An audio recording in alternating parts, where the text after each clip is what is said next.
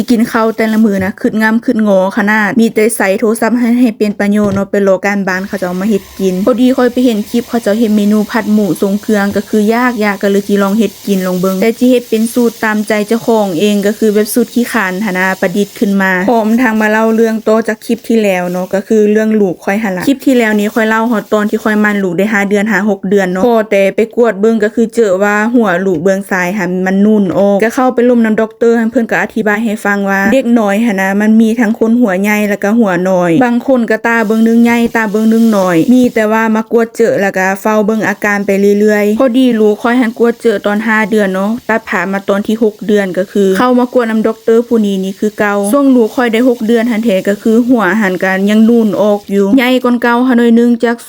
0.03 เซนใหญ่ขึ้นประมาณ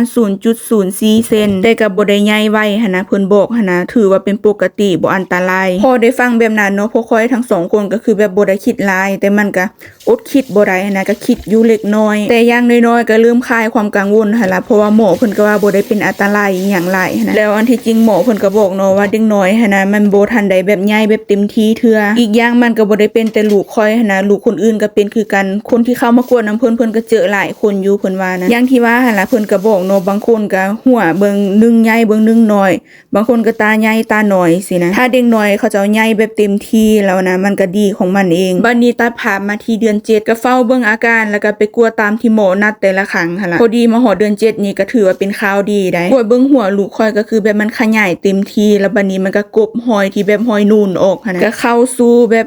สภาพคงที่หั่นล่ะหัวก็แบบบ่เห็นหอยนูนหลายบัดนี้นะก็ถือว่าเป็นเรื่องดีแล้วก็บ่ได้ใหญ่ขึ้นอีกก็ธรรมดาแบบเข้าที่เข้าทางแล้วบวกกับข่าวดีอีกเรื่องนึงก็คือลูกค่อยหันเต้าหัวแล้วอยู่ในท่าที่ผอมโคตรหรือว่าผอมเกิดเป็นที่เหี้ยมหอยแต่ก็ยังมีอุปสรรคอยู่คือเก่าซุมเจ้าเอ้ยพอแต่เข้าเดือน8ก็คือต้องไปโรงหมอแบบตลอดแบบไปทุกๆอาทิตย์เลยค่อยเองก็เคยเฮ็ดคลิปก่อนหน้านี้เล่าให้ฟังได้แล้วล่ะว่าเดือนนี้นี่ค่อยค่อนข้างได้กวดสุขภาพหลายบวกกับต้องไปโรงหมอทุกๆอาทิตย์เลยตามที่หมอนัดอาทิตย์ก่อนก็คือก่อนที่ค่อยจะไปกวดหั่นนะประมาณ3มื้อนี่แหละที่ไปกวดระยะ3มื้อค่อยละนอนแล้วมันรู้สึกว่านอนยากอยู่ยากสินะกลางคืนนะตอนนอนนะรู้สึกว่ามีอีหยังทีบท้องขออนุญาตเด้อมันอาจจะแบบฟังบ่ค่อยม่วนปานใดก็คือทีบอยู่ถึงมดลูกหั่นนะก็คืออยู่เหนือปากมดลูกหั่นหน่อยนึงสินะมันทีบแล้วมันเจ็บได้บ่นั้นค่อยก็คิดว่าเป็นส่วนใดของลูกเฮาว่าแม่นมือหรือว่าแม่นตีนบ่ว่าทีบอยู่แบบนั้นแล้วแบบทีบกวนบ่ให้เฮานอนสินะบัดบึนึงมาค่อยละเอามือไปจับไปซ้ำเบิ่งแล้วจับได้ตีนน้อยของลูกเจ้าของตัวเองที่ค่อยจับอยู่ค่อยมั่นใจว่าแม่นตีนแท้ๆเป็นอุ้ง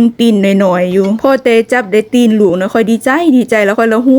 วไปหัวมาค่อยละลืมคิดไปเลยว่าไปกวดมาเดือน7หั่นนะหมอบอกว่าหัวลูกหั่นนะเต้าหัวเป็นที่เหี้ยมหอยแล้วอีหยังว่าตีนคือว่าลุงบัดนี้ค่อยก็จับได้ตีนแล้วเนาะค่อยก็เอามือหันเกียกตีนมาหั่นแหละพอแต่เกียกตีนลูกนะมันหดเข้าแล้วจนได้ก็มิดไปประมาณ 2-3 นาทีพอแต่ผลไป 2-3 นาทีว่าซั่นบึงมันดีดว่าซั่นป้าติโทเหี่ยวกับเหียโคตรแต่เจ็บเลยแบบลูกดีนหั่นน่ะซุมเจ้าแบบมันทีบเฮาหั่นนะลูกน่ะเอาตีนลงลุมแล้วเอาหัวเจ้าของน่ะขึ้นเทิงพี่นะพอดีตื่นเช้ามาค่อยก็เว้าให้โอป้าฟังเนาะว่าตอนนี้นะตีนลูกเจ้าหั่นน่ะมันอยู่ลุมนี้ส่วนหัวมันอยู่ทางเทิงพี่โอป้านางก็บ่เชื่ออีใดนางว่าบ่แม่นดอกไปกวดเดือนแล้วนี่หมอบอกว่าลูกหันเต้าหัวเราค่อยก็บอกเราซะบ่เชื่อลองเบิ่งมื้อนี้จะลงไปกวดลองเบิ่งโลดพอแต่ไปกวดเท่านั้นล่ะซุมเจ้า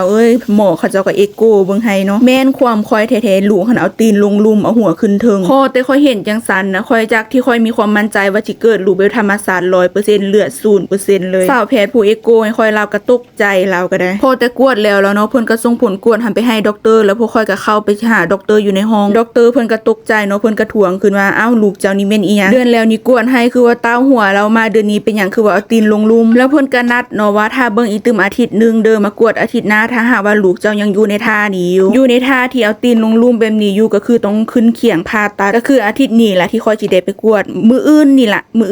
สิได้ไปนะค่อยก็คือจิบ่ท่าลุ้นอีหยังแล้วล่ะเพราะว่ารู้สึกว่าตีนลูกก็ยังลงลุมอยู่คือเก่าหัวยังขึ้นเทิงอยู่ความหวังของอีแม่อันที่ว่าอยากขอดแบบธรรมศาสตร์เพื่อว่าสิได้ฟื้นโตได้ไวบ่มีความหวังเลยหมดหวังเป็นที่เหี้ยมหอยจมไปก็เท่านั้นล่ะมีแฮงละกินข้าวดีกว่ามาเด้อทุกคนกินข้าวนำกัน